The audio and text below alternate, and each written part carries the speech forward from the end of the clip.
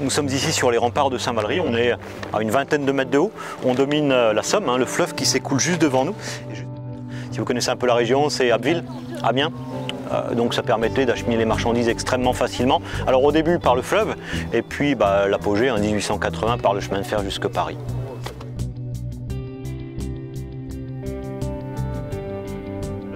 On est sur un sol calcaire, on est sur une falaise et sous nos pieds, on a quoi? On a une alternance de couches de craie et puis de couches de silex, beaucoup plus fines. Donc évidemment on a bâti avec ce qu'on avait sous les pieds, surtout le trait de côte Picard, donc de la pierre calcaire et puis du damier en silex. On a l'impression d'avoir un milieu complètement à l'état sauvage autour de nous, mais l'homme l'a complètement modelé au fil du temps et on verra tout à l'heure justement que ça a eu des conséquences irréversibles sur l'économie locale.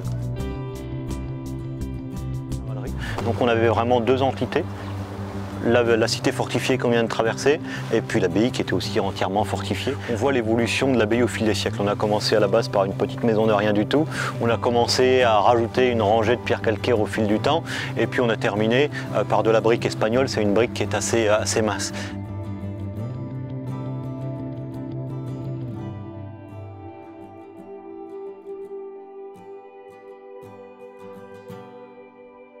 Mais jusque dans les années 70, c'était une chasse, pas de subsistance, mais d'apport en viande non négligeable pour les familles les plus défavorisées.